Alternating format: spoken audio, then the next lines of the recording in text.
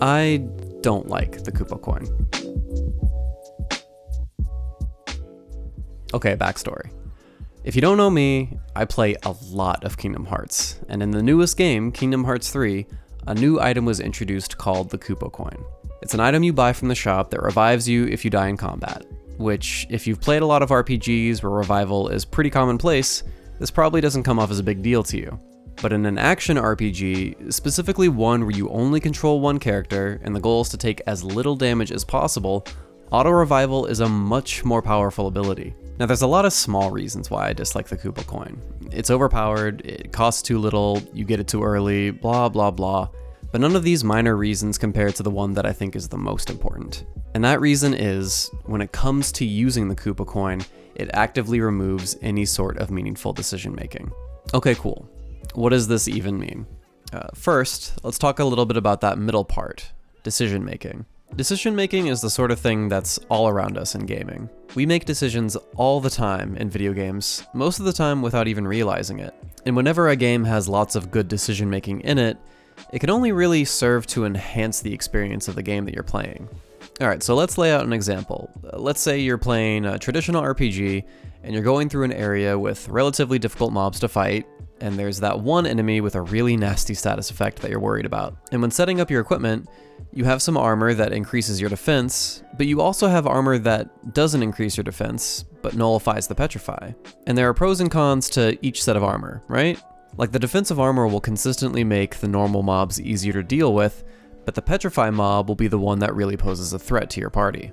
And on the other hand, the petrify armor will help a lot with the petrify mob, but it also puts you at more risk of getting KO'd by the regular mobs since you don't have that extra defense. And if you are using the petrify armor, who should you throw it on? Maybe you should give it to the tank, because he can handle having a little less defense since he already has so much to begin with. Or the healer, since her role is so important that her getting petrified would be devastating to the whole party.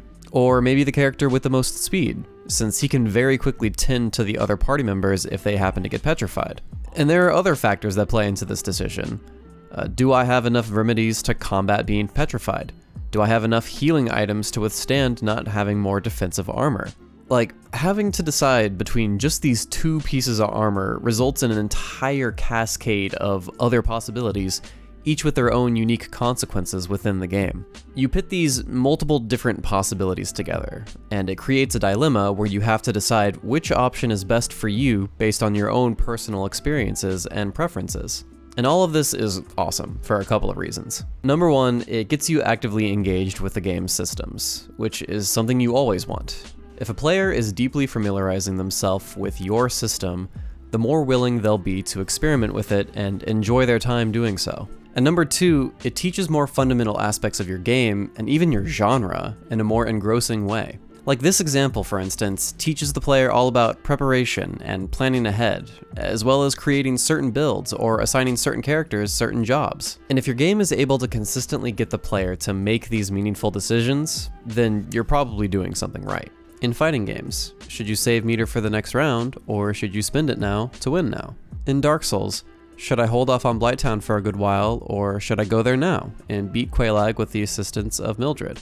In Final Fantasy VII Remake, mature, sporty, or exotic? So now let's circle back. What about the Kupo Coin? Why doesn't it present the player with meaningful decision making? Think back to the armor example. The whole reason it worked was because there was a significant trade-off. Both pieces of armor had an upside and a downside to them, so you had to weigh the pros and cons of each armor and decide what you felt was most important. The Kupo Coin, on the other hand, not only lacks another item to compete with it, it lacks any realistic downsides. You aren't restricted from using any of the game's basic mechanics while using it, it doesn't lower your stats, it just doesn't hamper you in any realistic way. The only true trade-off with the Kupo Coin is the 400 money it costs to buy it. And considering how powerful this thing is, and how absurdly easy 400 money is to obtain, I mean, why would you not? In Kingdom Hearts 1, if you used Tinkerbell, you gave up 3 MP to summon her, not to mention you couldn't use any limits while her summon was active. In Kingdom Hearts 2, if you used Peter Pan, that's 3 drive bars that could have gone towards something like Final Form. That's the trade-off that other revival mechanics come with that the Kupo Coin simply does not. Now you could say just don't use it, and while technically that is a decision you're making, I think people forget that this decision doesn't make any impact in-game. You're not rewarded for your decision to not use the Kupo Coin.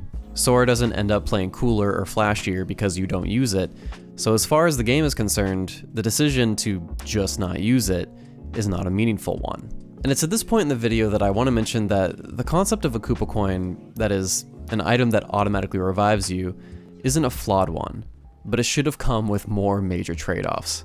You could start it at like 1,000 money, and then double the price every time you need to rebuy it, something similar to how DMC would constantly raise the prices for buying items.